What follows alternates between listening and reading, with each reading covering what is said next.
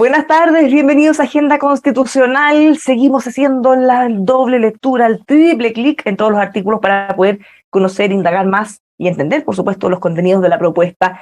Hoy tenemos un programazo, estos temas que se han estado discutiendo mucho últimamente en la opinión pública y vamos a hacer este esfuerzo de bajarlos en simple. Vamos a hablar en esta oportunidad de derecho de propiedad y vivienda.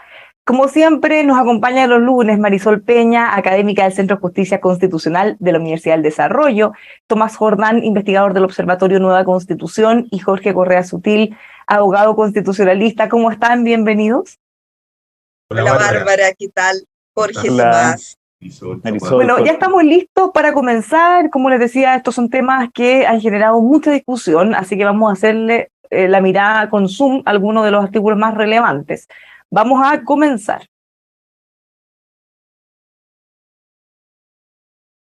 Artículo 51, el primero que vamos a analizar. Toda persona tiene el derecho a una vivienda digna y adecuada que permita el libre desarrollo de una vida personal, familiar y comunitaria. El Estado tomará las medidas necesarias para asegurar su goce universal y oportuno, contemplando y a lo menos la habitabilidad, el espacio, el equipamiento suficiente doméstico y comunitario para la producción y reproducción de la vida. El Estado podrá participar en el diseño, la construcción, la rehabilitación, la conservación y la innovación de la vivienda. Estos artículos en donde se define y se asienta el derecho, ¿qué podemos concluir como primera mirada, Marisol? Digamos que este es un derecho nuevo que se incorpora a la Constitución chilena. Es un derecho que ha venido apareciendo reiteradamente en las constituciones de última generación y que implica, en términos simples, implica por un lado el derecho a que toda persona tenga un techo que la cobije. Pero no basta un techo que la cobije, porque eso sería simplemente el derecho a la vivienda seca. Aquí se está señalando que toda persona tiene derecho a una vivienda digna y adecuada, lo que supone rodear ese techo que cobija a la persona y a su familia de un conjunto de condiciones que le permitan desarrollar verdaderamente una vida en libertad y en dignidad. Por lo tanto, termino esta parte diciendo que el derecho a la vivienda suele ser calificado como un derecho complejo, porque es inescindible, no se puede separar, por un lado, del derecho a la vida, pero también del derecho a una vida digna, que posibilite el libre desenvolvimiento en las condiciones más decorosas, digámoslo así, para cada persona y su familia. Tomás, si continuamos con estos artículos que ya mencionábamos, el Estado tomará las medidas necesarias para asegurar su goce universal y oportuno, y varios adjetivos: la habitabilidad, el espacio, equipamiento suficiente, domésticos, comunitarios, para la producción, reproducción de la vida, y varios adjetivos más. Esto ya lo habíamos discutido antes también con otras normas. ¿Qué implicancias puede tener, o dificultades o no? O básicamente son declaraciones que no deberían tener una mayor importancia. Primero que todo, coincido con Marisol en la definición que ella hace y del derecho. Me parece que ella da en el núcleo esencial del derecho a la vivienda. Me parece que aquí hay dos cuestiones muy claves que tienen que ver con la digna y adecuada, y por lo tanto cuando pasamos al párrafo segundo o al número 2, dispone al Estado que tome todas esas medidas, y lo que tú has leído, es decir, que tiene que reunir esas características. ¿Por qué razón? Porque cuando uno examina el derecho a la vivienda y ve cómo la jurisprudencia comparada lo ha tratado, abarca tres elementos que están en el párrafo primero, que se relacionan con el segundo, que es que hay una cuestión material, es decir, las condiciones materiales de la vivienda, cómo está construida y por lo tanto que cumpla cierto estándar. Dos, esa construcción tiene que permitir a las personas vivir en ella, y ahí hace una distinción entre las personas individualmente que vivían en una como su familia, y por lo tanto hay una relación que tiene que tener la vivienda en esta característica de política pública, que permita vivir en ella. Y tres, que tiene que ver con una cuestión que no es menor, que las viviendas tienen que ubicar en un espacio que permita la vida en comunidad, es decir, que permita interactuar con las otras personas y con la ciudad propiamente tal, que después viene, podemos ver más adelante si es posible, el derecho a la ciudad, y hay una relación entre vivienda, su espacio físico y la ciudad. ¿En qué sentido?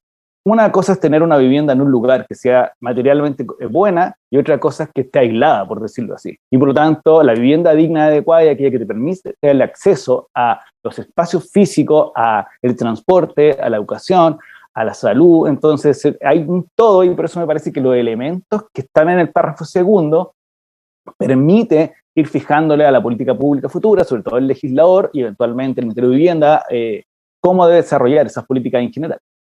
Bueno, antes de ir al tema que ha sido más debatido en las redes sociales a propósito de declaraciones de algunos convencionales respecto al derecho a la propiedad o no de la vivienda, otra cosa que mencionábamos, Jorge, en estos artículos y que se discutió mucho en su momento, el Estado podrá participar en el diseño, la construcción, rehabilitación y varias cosas. ¿Qué implicancia tiene eso? Porque en algún minuto se discutió una posibilidad que fuera casi como monopólico del Estado y se cuestionaba si las empresas privadas iban a quedar fuera del proceso.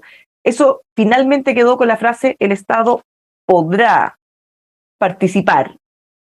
¿Cómo lo ves en cuanto a interpretación? Bárbara, pero antes que eso, yo quisiera referirme al derecho a la vivienda. Existe un cierto lugar común, diría yo, un cierto tono de buena conversación, en la cual todo el mundo se manifiesta partidario de los derechos económicos sociales y partidario del derecho a la vivienda, como un progreso que se ha incorporado al texto constitucional. Yo, la verdad es que a un texto de esta naturaleza le veo dos alternativas como efecto real respecto de las personas que están viviendo en una carpa, en la Alameda, o las personas que están viviendo hacinadas de allegados en una casa. El primero es que no produzca efecto alguno. La Constitución bolivariana de Venezuela, y no quiero con esto decir que esto va a ser Chilezuela, pero tiene un fraseo más o menos igual. Toda persona tiene derecho a una vivienda digna y de calidad, habitabilidad, de buena ubicación, para la reproducción de la vida, etc. Lo mismo hace la Constitución plurinacional de Bolivia. Y son dos países con un déficit habitacional y con problemas habitacionales muy grandes que no han sido solucionados por el hecho de tener en el texto de la Constitución esta cuestión. Entonces, yo creo que una posibilidad es decir, mire, esto no va a producir efecto alguno, fuera de tentar a la gente y decir qué buena Constitución vamos a tener, está consagrado el derecho a la vivienda. Vamos a discutir la política de vivienda anualmente en la ley de presupuesto, como creo que debe ser, y va a ser su rival la salud, y va a ser su rival, y va a haber que destinar fondos a educación, y va a haber que destinar un cierto porcentaje a vivienda, y esto no va a producir ningún efecto. Segunda posibilidad. Este es un derecho que tiene garantía judicial, y por lo tanto cualquier persona no necesita que haya un acto arbitrario muy legal ahora. La acción de tutela le permite ir a reclamar su derecho ante los tribunales. Y entonces la segunda alternativa es que tengamos una masa humana de personas con dificultad de vivienda yendo a los tribunales ciertamente con un equipo de abogados que se va a formar para hacer esta tarea a módico precio, pero que se van a hacer más o menos como ocurre con las ISAPRES, es una industria legal. Y las personas van a ir a reclamar su vivienda y los tribunales van a hacer una de dos. O van a tener que fallar contra ley expresa y van a mirar para el techo y van a decir, yo no puedo, o van a empezar a decirle, Estado, entréguele a don Juan González, que llegó a este tribunal, una vivienda, porque tiene derecho a una vivienda y que sea digna, de calidad, de habitabilidad, de reproducción de la vida y todas las demás características. Y el Estado va a tener que cumplir, porque las sentencias judiciales hay que cumplirlas. Y entonces vamos a tener que la distribución del presupuesto nacional y del presupuesto de la vivienda la van a hacer los tribunales, lo que es horroroso, digamos, para la democracia y para una buena política pública. Entonces, yo pregunto, ¿cuál es el sentido de incorporar el derecho a la vivienda en la Constitución que no sea para que nos parezca bonito? Tomás, para bajar esto, después volvemos con lo que le había preguntado específicamente del artículo anterior, pero para hacer la bajada de esto, ¿cuánto se puede de alguna manera limitar esta judicialización estableciendo, por ejemplo, que este derecho se va a implementar en forma progresiva o tratar de acotarlo de alguna forma para que no ocurra lo que dice don Jorge, que el día siguiente, bueno, terminemos con todos haciendo la fila judicializando para que le entreguen este derecho? Y ojo, no solo este derecho, sino que todos los otros también. A ver, yo creo que Jorge dice una cuestión en la cual no estoy de acuerdo, ¿no? Porque vamos a hacer un examen de los derechos que se han ido consagrando en las constituciones y pareciera ser, incluso en el derrotero nacional, que es mejor que estén que no estén, punto uno. Es decir, aquí pareciera ser que si nosotros incluso miramos la constitución vigente, es mejor que estén ciertos derechos como la educación, la salud, ha permitido generar políticas públicas bien trascendentes dentro de todas sus limitaciones. Por lo tanto, me parece que la primera aproximación que hay que tener claro es que este mito de que es mejor que no estén los derechos en las constituciones versus que estén, al menos en nuestra realidad, no es así. Ha permitido generar una profusa jurisprudencia en materia de salud, en materia de educación, entonces, y que ha generado impacto en las políticas públicas. Es decir, eso es así, por decirlo así. Incluso los tribunales han generado formas de entender la protección de la salud a través de la vida. Hay diferentes formas de llegar al cumplimiento de los derechos y eso me parece que ha sido relevante, tanto así que se ha alabado como el recurso de protección ha cumplido su finalidad. Por lo tanto, no sería correcto desmerecerlo ahora justo las virtudes. Dos, me parece que cuando tú estableces un derecho en la Constitución y estableces ciertos elementos mínimos, sacas del debate legislativo a ciertas cosas básicas. ¿Qué significa eso? Que cuando tú vas a desarrollar una ley y hay un contenido constitucional que seguramente va a desarrollar la Corte, que seguramente va a estar ir determinando los elementos básicos, que algunos de ellos ya están, el legislador tiene que orientarse por ello. Y por lo tanto, las políticas públicas van a ser orientadas y bajo directrices constitucionales, cosa que hoy día está simplemente al mero arbitrio del legislador, nada más.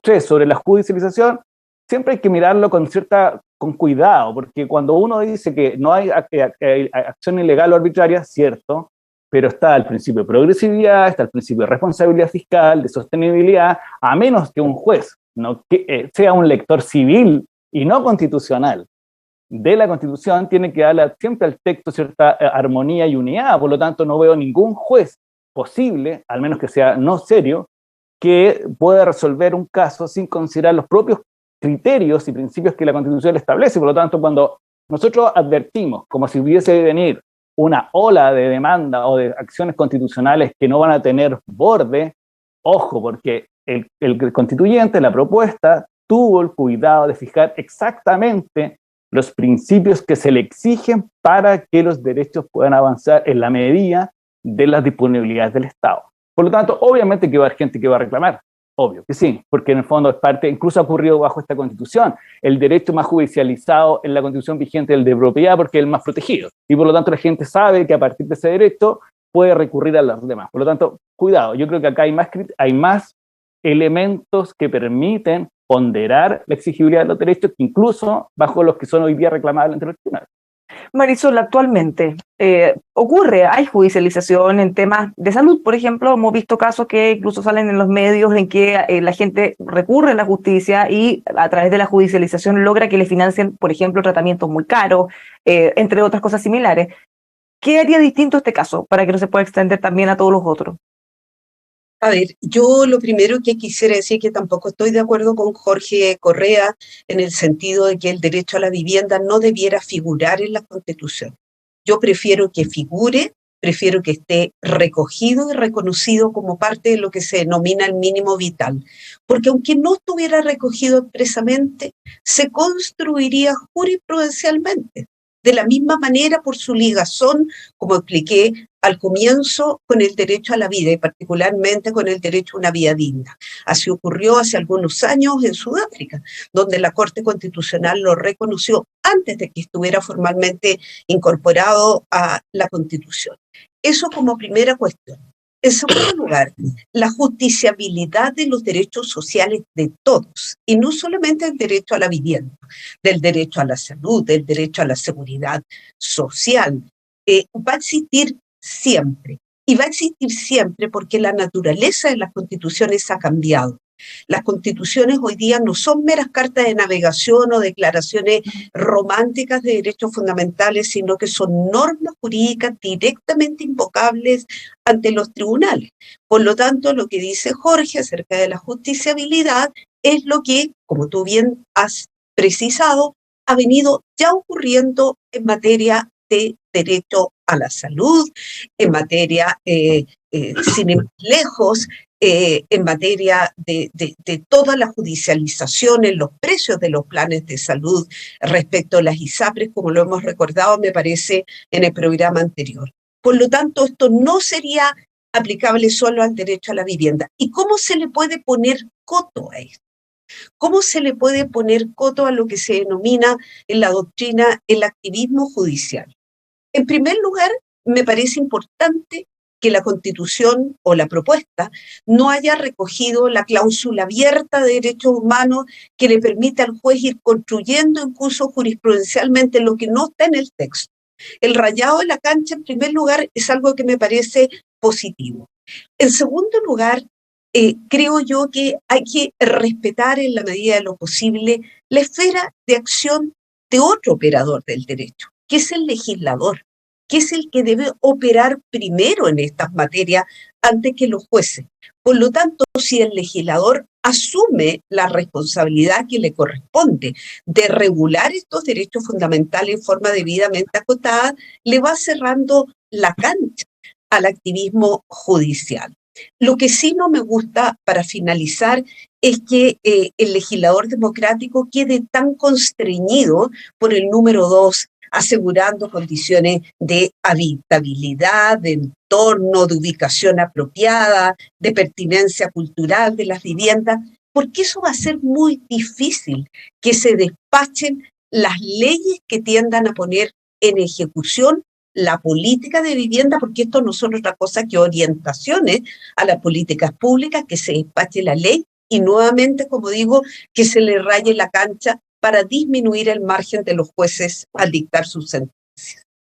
Jorge, algo lo que usted mencionaba ya ocurre actualmente, lo pusimos como el ejemplo y lo comentó Marisol también, en cuanto a que la justicia muchas veces ha fallado, que hay que, por ejemplo, como yo decía, financiar un tratamiento. Eso no lo hace tomando en consideración el presupuesto nacional, ni si tenemos déficit o no, o cómo estamos de presupuesto. ¿Cómo ve usted esa línea, delgada o no, respecto a lo que podría ocurrir después? Me parece muy mal que los jueces hagan eso, Bárbara.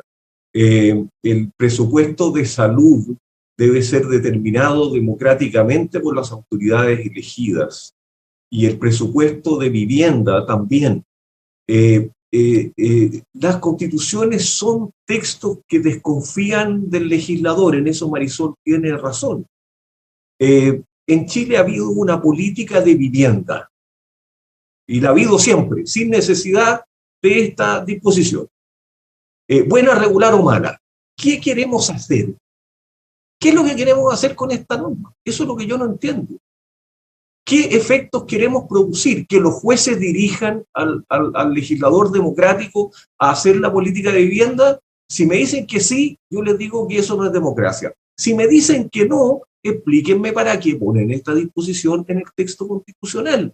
Yo no conozco ningún caso, a lo mejor no lo conozco, pero ustedes son, saben más de derecho constitucional que yo. No conozco ningún caso en el cual el Tribunal Constitucional o alguna autoridad se haya visto constreñida en una determinada política de la vivienda por el hecho de que no estuviera el derecho a la vivienda en el texto de la Constitución. Entonces, yo sigo preguntando, ¿para qué? No es que yo me oponga a que esté en la Constitución, me opongo sí a que tenga acción judicial directa, pero más allá de decir que tenemos una Constitución más bonita, ¿para qué lo ponemos si el legislador democrático en la historia de Chile ha tenido una política de vivienda? ¿Queremos cambiarla? ¿Qué queremos hacer? Tomás, asumiendo Sí, como dice sí, Jorge, que no es que sí. nunca hayamos hecho ni un programa habitacional ni se entreguen No, viviendas. no, está claro, está claro, está claro. Me parece que aquí hay cuestiones que también se pueden corregir si la norma está bien dispuesta, y me parece que al menos los expertos en vivienda han coincidido. Justo había unos comentarios en Twitter ayer y la semana pasada entre Guillermo Rolando, Benito Baranda, que son expertos en vivienda y que todos han coincidido que es una norma correcta. El ex subsecretario 4 años de Piñera ha alabado la norma y por lo tanto me parece que ahí técnicamente es una norma correcta, adecuada. Dos, hay cuestiones que la norma permitiría evitar, y Jorge yo creo que tiene historia también política, como las viviendas muchas veces se han dejado o construido en lugares muy poco dados a considerar un hábitat o una comunidad. Y por lo tanto, básicamente las políticas de vivienda, como están ligadas al valor del suelo y por lo tanto cierta clave de especulación, y en el sentido de la Constitución española como esta tratan de evitar esto, porque cuando Jorge habla de la Constitución boliviana o ecuatoriana, se salta la Constitución española que trata expresamente el mismo vocablo que la propuesta constitucional. No hay derecho en la Constitución española, hay orientaciones de la política pública, yo sobre eso estoy de acuerdo. En Todos la los Constitución españoles española no hay un tienen, derecho a la vivienda. todos los españoles tienen derecho a disfrutar de una vivienda digna y adecuada. Artículo Eso no está en el 47. capítulo de derecho, Tomás. Lo que pasa, Jorge, es que hay una discusión española sobre la distinción entre derechos y libertades y principios rectores, pero bajo la jurisprudencia el Tribunal Constitucional Español le otorga carácter de ejecutabilidad y impone a los poderes públicos deberes a partir de la cláusula del artículo 47. Por lo tanto, venir a negar los derechos me parece, bueno, pero podemos dejarlo para otro caso.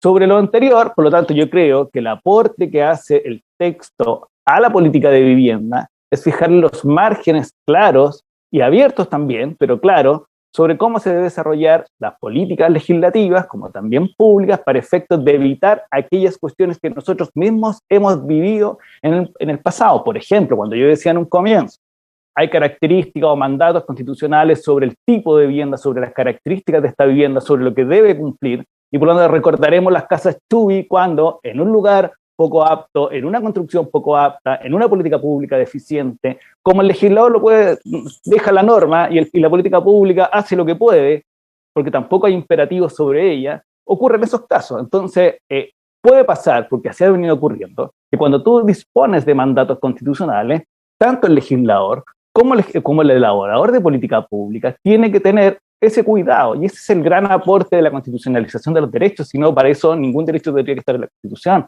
¿Por qué los derechos están en la Constitución?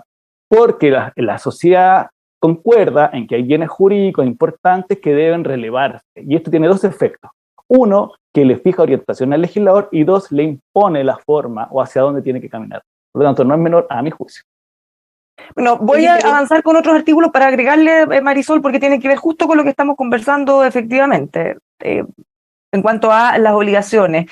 El derecho a la ciudad y al territorio es un derecho colectivo orientado al bien común.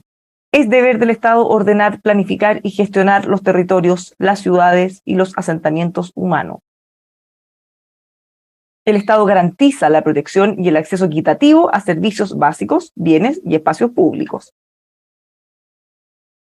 Esto se suma a lo que estábamos conversando respecto al derecho a la vivienda propiamente tal y al entorno, Marisol. Sí, bueno, aquí indudablemente nos fuimos más allá, muchísimo más allá del derecho a la vivienda. Yo la verdad que no conozco constituciones que garanticen el derecho a la ciudad, porque el urbanismo tiene que ver más bien con una política pública.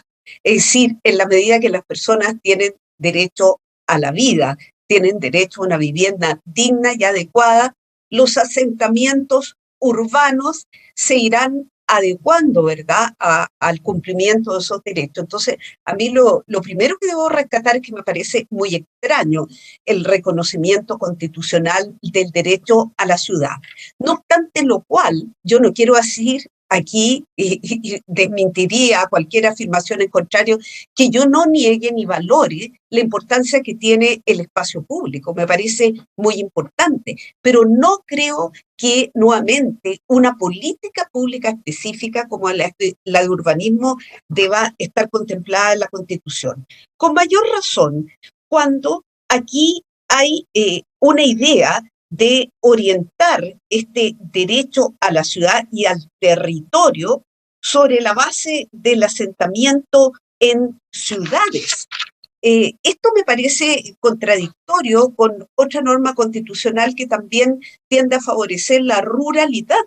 En nuestro país uno de los problemas endémicos ha sido la migración del campo a la ciudad, lo cual ha producido evidente sobrepoblamiento, problemas de déficit en las fuentes de trabajo, en fin, que terminan afectando el nivel de vida digna. Y por último, decir que la utilización sobre medida en la constitución del concepto de territorios a mí me llama profundamente la atención. El territorio del Estado es uno de sus elementos y es uno solo.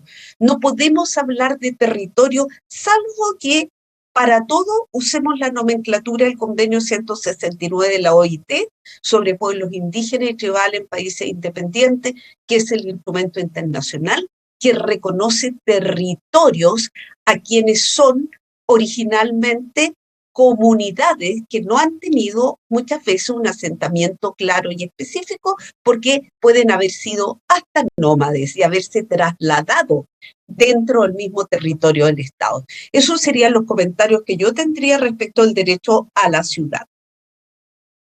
Jorge, quiero agregar algo de eso porque quiero poner el tema y lo voy a plantear, después lo podemos abordar juntos, pero el más relevante que se ha discutido en las redes sociales. ¿Vivienda propia? Es una discusión que se dio, se planteó, algunos convencionales decían que no era necesario porque es casi una obviedad y así ha sido siempre hacia atrás. Hay un video del convencional Stingo que circula por redes sociales en el que él afirma que no es una vivienda propia. Lo que se está garantizando es el derecho, el uso, goce, pero no una vivienda propia, lo que por supuesto ha generado y alimentado también bastantes temores. No, no se garantiza una vivienda propia, me parece a mí, pero tampoco se va a perder la vivienda propia. Hay una campaña del terror también Que les van a quitar las casas. Que dice que, bueno, nadie va a tener derecho a la propiedad de su vivienda. No, yo no veo nada en este texto que prohíba tener propiedades sobre la vivienda. Pero no se asegura el derecho a la vivienda propia, y me parece muy bien que así sea. Si de repente el Estado, qué sé yo, el Estado está trabajando, por ejemplo, en un programa súper interesante con las personas de calle, a las cuales los lleva a una vivienda, vivienda primero se llama, más allá de la ayuda que tradicionalmente se le daba, se le entrega una casa, y esto está resultando espectacular, y no se entrega en propiedad en un primer momento. Bueno, esa es una política perfectamente lícita, digamos, y si el Estado quiere construir viviendas para rentarlas a un precio muy barato, me parece bien. Yo creo que el legislador democrático debe estar muy libre de todas estas cosas que la norma establece para fijar una política de vivienda. Yo quisiera subrayar, Bárbara, también otra cosa que se garantiza aquí, que se garantizan asentamientos humanos, el derecho a la vivienda y asentamientos humanos libres de violencia. Me parece otra declaración grandilocuente del texto constitucional que no tiene efecto alguno, salvo que tú tengas acción judicial, y entonces los carabineros o la distribución de los carabineros van a terminar, en vez de patrullando la ciudad de punto fijo, en lugares donde los carabineros van a decir que tienen que estar, lo que a mi juicio es un error que ya en parte realizan carabineros cuando determinan protección a ciertos predios. Eso lo tiene que hacer la autoridad pública. Yo insisto, yo creo que la autoridad pública tiene que hacer y responder por lo que hace. Y si hizo un mal asentamiento urbano o hizo malas viviendas, bueno, tendrá que responder por ello, tendrá que renunciar el ministro y tendrán que indemnizar a las personas que le hicieron malas viviendas.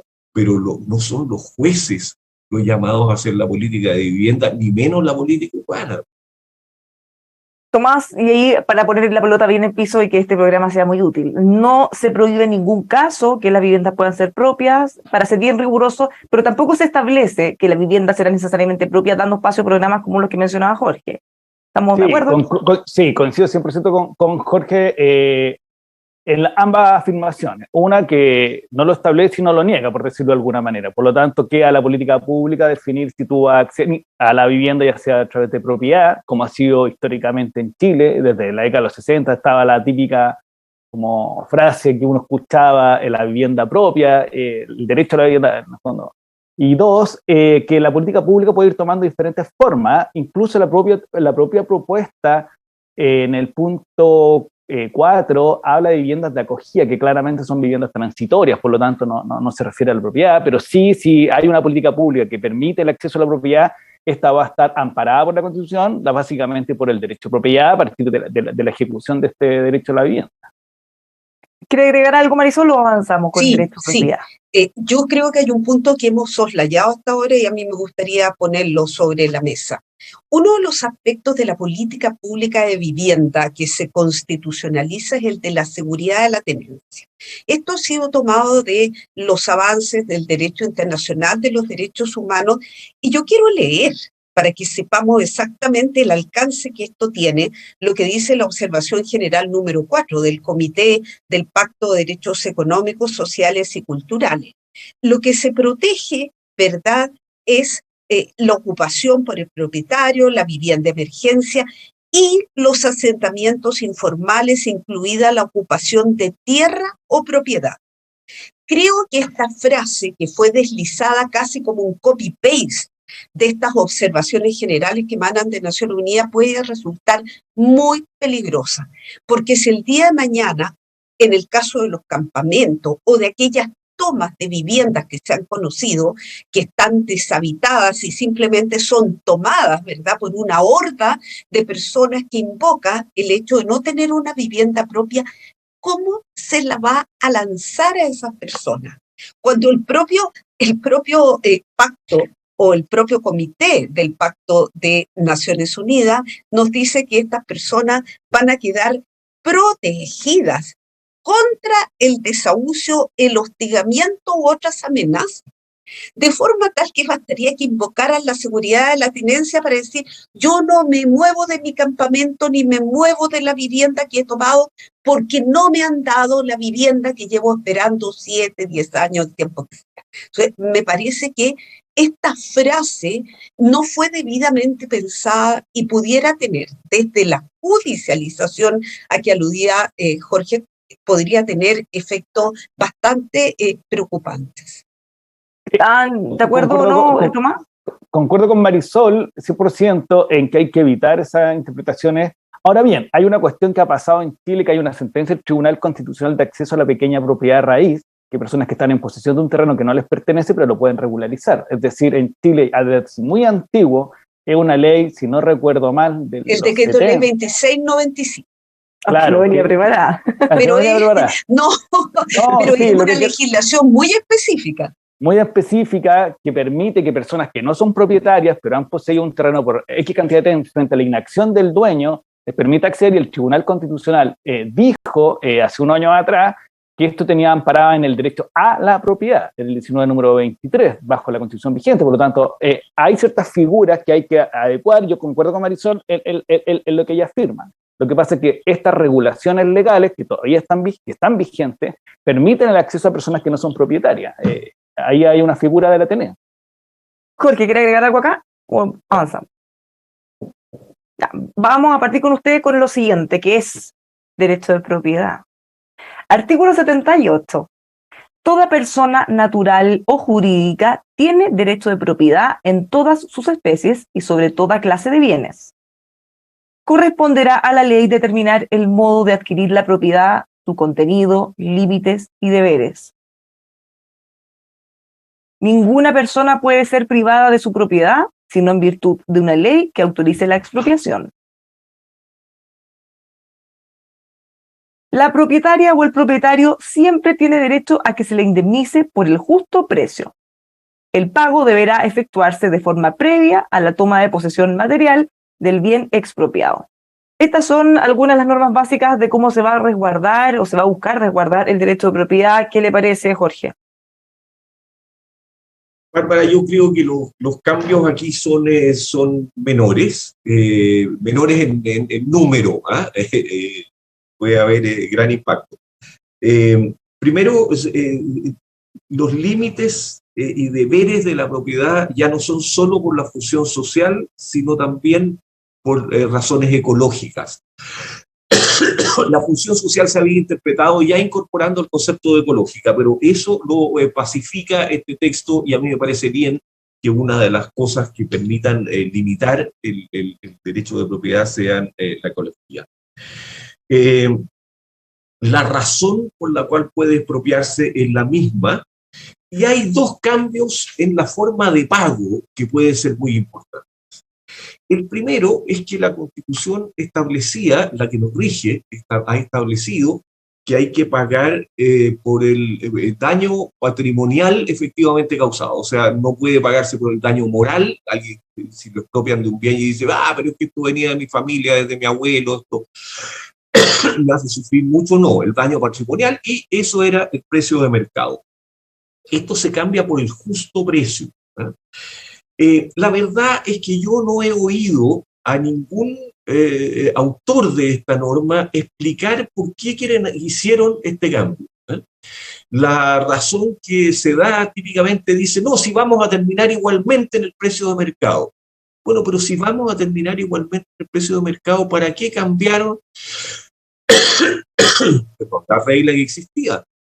Esto causa mucha inquietud en algunas personas, y yo creo que era completamente innecesario hacer el cambio si vamos a terminar donde mismo. Ahora, ¿es posible que no terminemos donde mismo? Es posible que no terminemos donde mismo. Podrían haber jueces que dijeran, mire, por algo se cambió esta cuestión y ahora vamos a entender que el justo precio es la tasación o qué sé yo.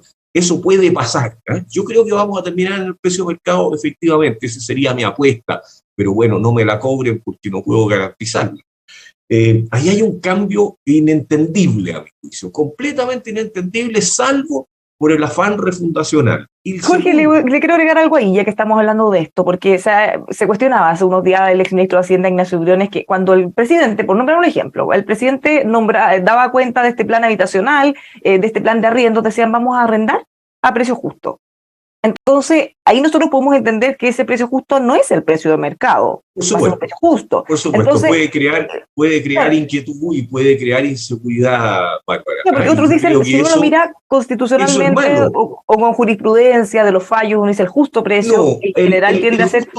El justo precio es un concepto jurídico que solo existe en una figura del derecho civil, de la lesión enorme, y hasta donde llega mi conocimiento, se ha entendido por justo precio del valor de mercado. Pero pueden haber muchas voces de inquietud como la que tú señalabas, digamos, y cuando se defiende el cambio se dice, no, si vamos a llegar al justo precio. Pero ¿para qué lo cambió? Si no es simplemente por un afán refundacional que yo creo que recorre este texto constitucional de punta a rabo.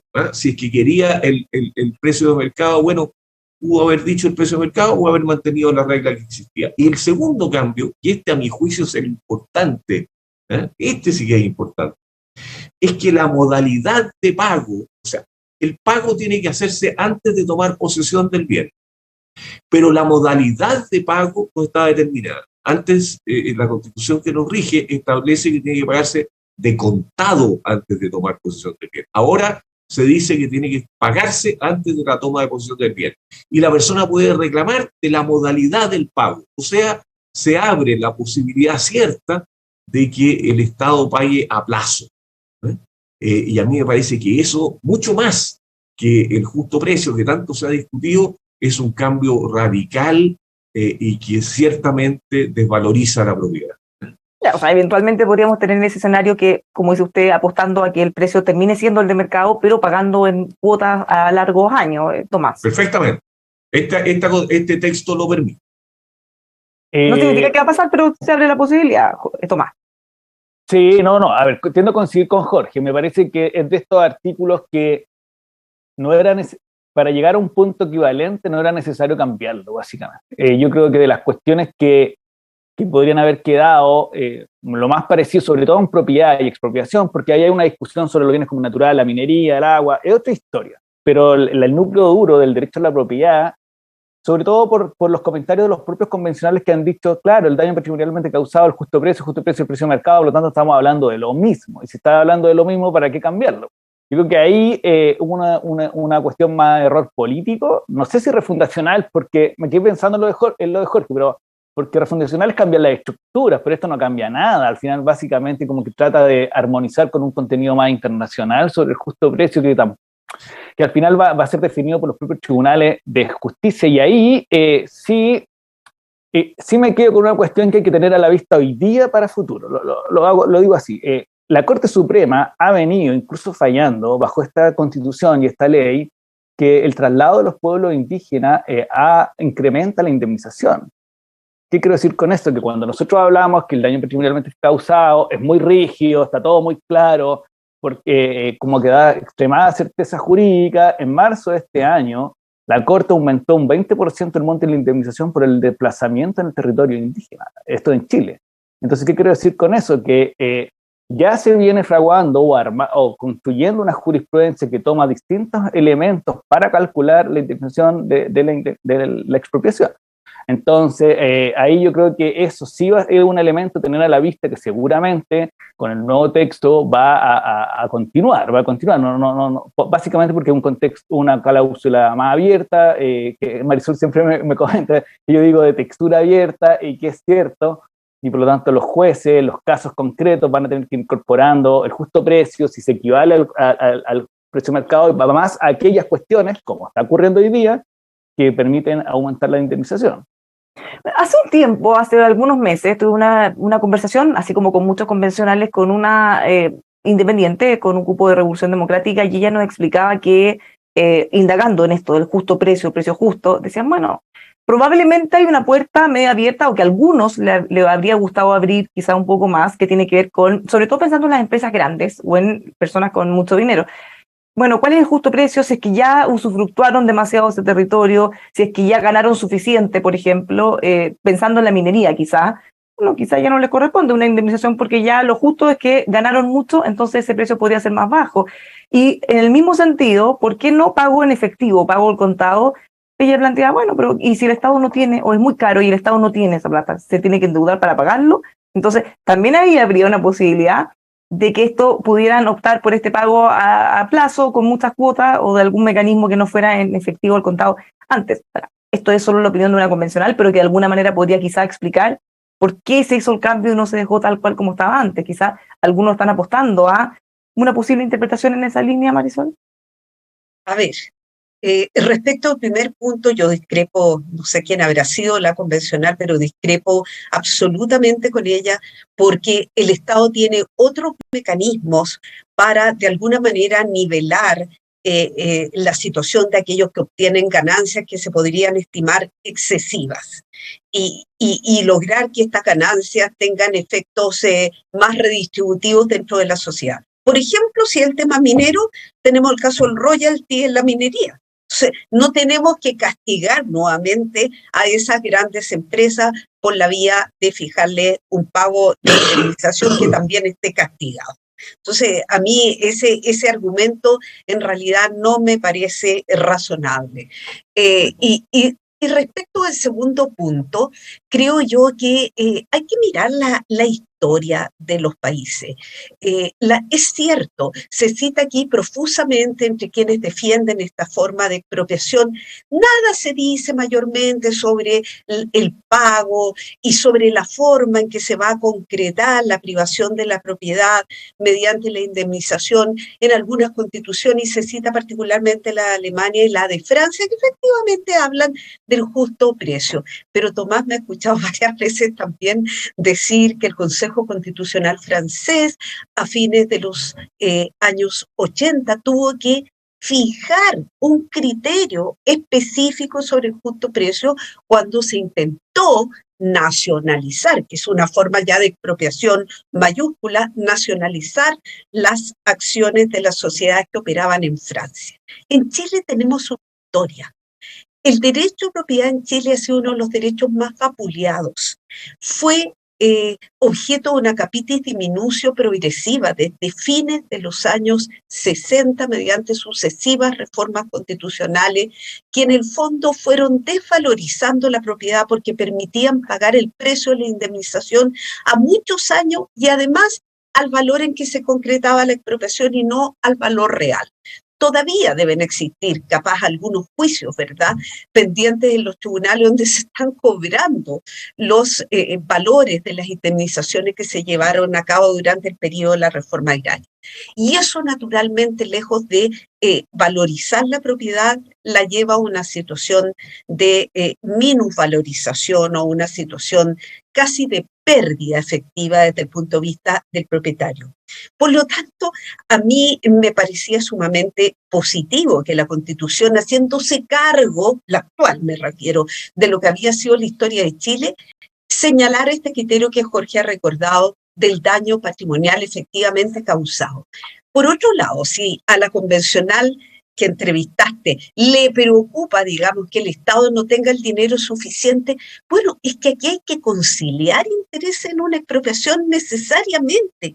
Fíjense que traje aquí el ejemplo de la Constitución de Sudáfrica. Ustedes van a decir que ya tengo una segunda nacionalidad de tanto que lo he citado hoy día, pero es que me pareció sumamente interesante porque tiene criterios para determinar la expropiación, entre los cuales está la historia de la adquisición y el uso de la propiedad, el valor de mercado de la propiedad, al cual nadie le tiene asco, parece en Sudáfrica, de mencionarlo expresamente en la Constitución, y el propósito de la expropiación. Ahí es donde está ese valor vinculado al interés público, a la utilidad general, que va a llevar también a la determinación del monto de la expropiación.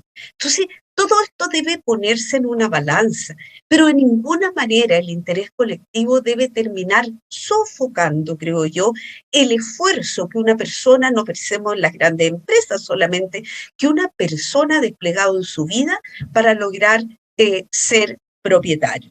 En consecuencia, yo cerraría este punto diciendo que aquí hay un punto de tremenda incerteza o falta de seguridad jurídica que se abre a partir de la propuesta, que a mí no me tranquiliza decir que la jurisprudencia ya haya ido acercándose a través de algunos fallos por algo muy simple, porque todavía rige el artículo 3º del Código Civil en Chile. Las sentencias obligan, para el caso en que actualmente se pronuncian.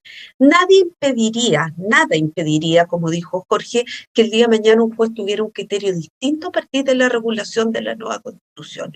Por lo tanto, creo que la propiedad no viene suficiente y fuertemente protegidas cuando se produce el momento más crítico, que es el de su privación a la hora de regular la forma en que se va a determinar la indemnización.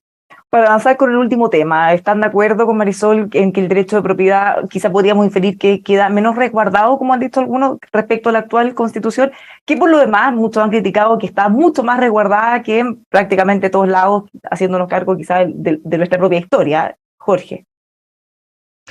No, me parece que la debilidad está solo en esas dos palabras, digamos, en el justo precio, que causa incerteza y que se va a estabilizar. Yo daría confianza de que se va a estabilizar en el precio de mercado, pero perfectamente puede ocurrir que no y que le caiga a más de alguna persona, sobre todo en los primeros años, una indemnización por el valor de, por ejemplo, la tasación fiscal o cosas de esa naturaleza.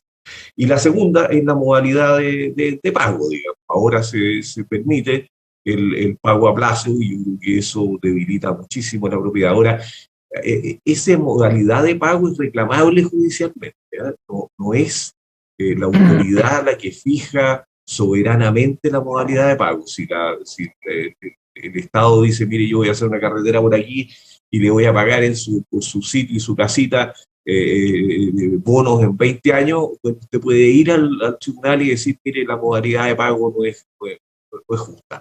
Ahora, ¿cómo vaya a resultar eso? Yo creo que ese sí que es un misterio todavía, o sea, cómo van a reaccionar los jueces cuando alguien le diga que esta modalidad de pago es injusta. Yo por lo menos no me atrevería a hacer ningún pronóstico. Esa queja también la pueden hacer respecto a la cifra, al monto que se establece como precio. Las dos cosas. Tomás, ¿algo para cambiarnos? Sí, creo que lo primero, no es tan complejo, la verdad, y ahí en eso coincido con Jorge en que seguramente se va a ir haciendo una equivalencia a lo que hoy día está, porque va a regir la propia misma el decreto de expropiaciones, o sea, hasta que no se modifique, por lo tanto se rigen los mismos criterios. Vuelvo a mencionar que esto hoy día no es tan rígido como se hace ver, incluso como la sentencia, Marisol tiene razón, que resuelven para el caso concreto, por eso es hoy día y mañana. Por lo tanto, mañana también se va a resolver para un caso muy puntual eventualmente. Entonces, la clave está en que si esa jurisprudencia va a ser continua en el tiempo o no.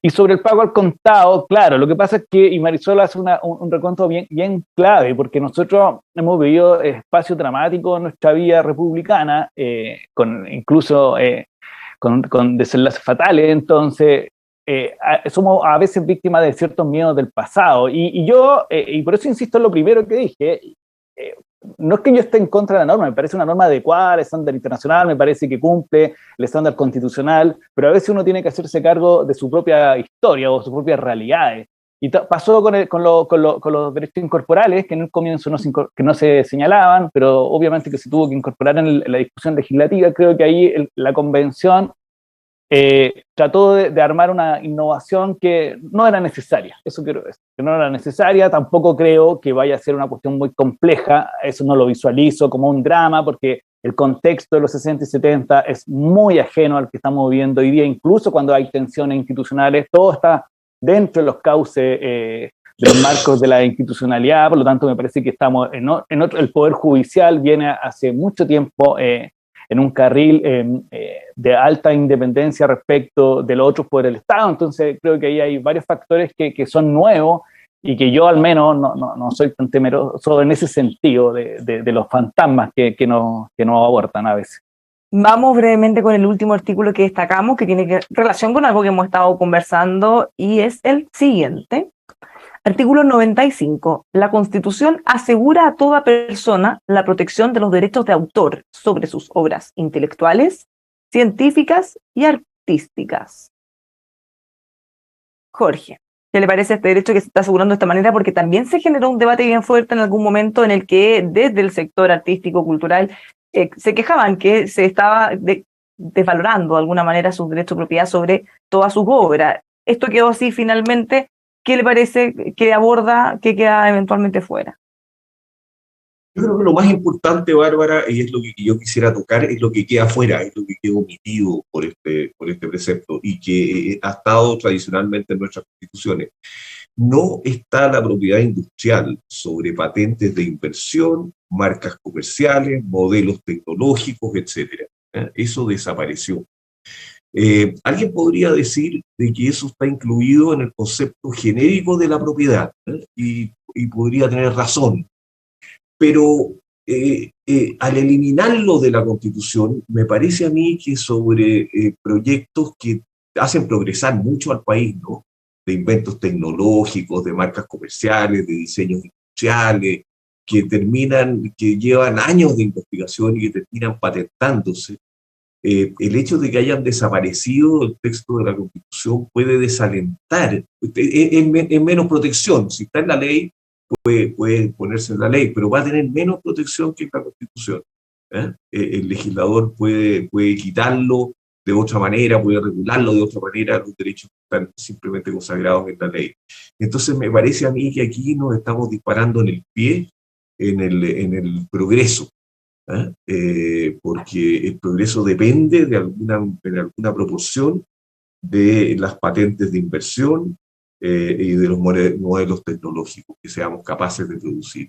Eso creo que es una ausencia importante. Tomás. Sí, tiendo a coincidir en esto. Yo creo que no tengo claro por qué razones jurídicas o políticas se elimina la propiedad industrial. Me parece que es clave los estados resguardarla, se pueden fijar ciertas reglas, ningún problema, pero creo que los derechos de autor quedó bien, pero lo otro hay una omisión que, de partida, vuelvo al criterio anterior, hay cuestiones que era necesario mantener para efectos porque tú vas a establecer ciertos otros cambios más sustanciales en otros espacios de la Constitución. Entonces me parecía que esto era esa línea o columna vertebral que era necesario resguardar y mantener, y no se hizo, ¿no? Yo creo que hubo un error y que va a haber que enmendarlo si es que se aprueba el texto. Marisol, para cerrar. Bueno, yo para cerrar quiero valorar que la propuesta de nueva constitución haya incluido dentro del derecho a autor las expresiones artísticas. Hay una norma nueva donde se protegen los derechos de intérpretes o ejecutantes. Y yo creo que eso es muy sentido desde el mundo del arte y la cultura. Eso me parece positivo, pero no puedo sino coincidir con lo que han dicho Jorge y Tomás. Y cerraría con un ejemplo para que las personas que nos están escuchando puedan bajar esto.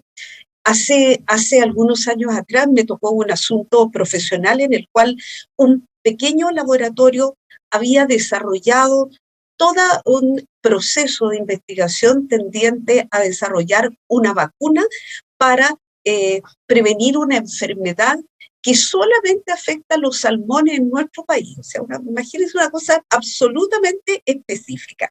¿Qué es lo que aconteció? Que como estaba en desarrollo esa investigación, no estaba aún patentada. Y sucede que un gran laboratorio transnacional tentó a 2 de los jóvenes investigadores de ese pequeño laboratorio para que se fueran a trabajar con ese gran laboratorio, con la fórmula. Ahora, si hubiera bastado la sola ley, la ley exige que la invención esté patentada para darle protección.